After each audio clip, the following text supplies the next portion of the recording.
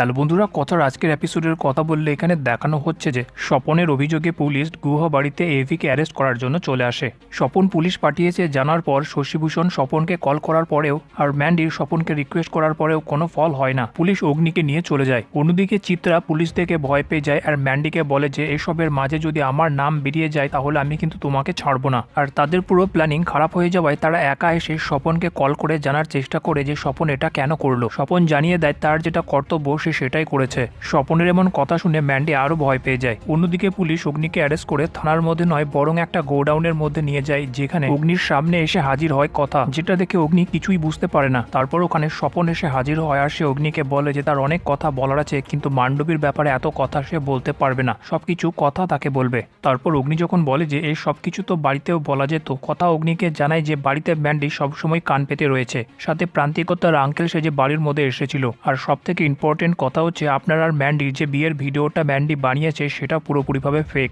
তারপর কথা সব প্রমাণ সহ অগ্নিকে ভিডিওটা দেখালে অগ্নি এটা জানার পর যে ভিডিওটা ফেক তার পায়ের নিচে থেকে জমিন সরে যায়। স্বপনও বলে যে মান্ডবী এভাবে বারবার তোমাদের বিরুদ্ধে ষড়যন্ত্র করার চেষ্টা করবে আর ওর দাদাই হয়ে আমি চুপ বসে থাকবো সেটা হয় না, মান্ডবীর একটা উচিত শাস্তি হওয়া দরকার। অগ্নি তখনই রাগে রাগে ম্যান্ডির খবর নিতে গেলে কথা তাকে আটকে দেয় আর বলে যে তার একটা প্ল্যানিং আছে, সেই অনুযায়ী কাজ করতে হবে।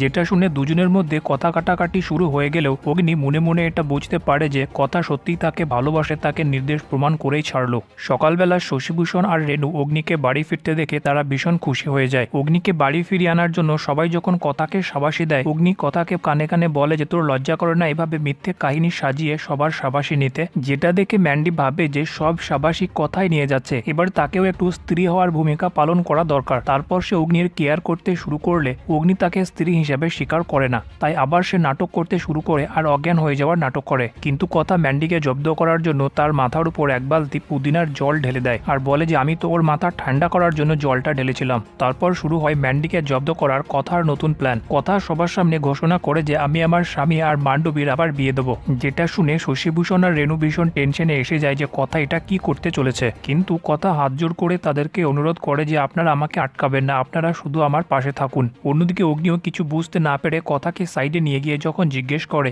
কথা বলে যে এটা মান্ডবীকে জব্দ করার আমার সেই প্ল্যানিং, আপনি শুধু আমার হ্যাঁতে হ্যাঁ মিলিয়ে যান। তারপর কথা একটু ইমোশনাল হয়ে যখন অগ্নিকে জিজ্ঞেস করে যে আপনি আমার সাথে আছেন তো, অগ্নি কথাকে জানিয়ে দেয় যে সে তার পাশেই আছে।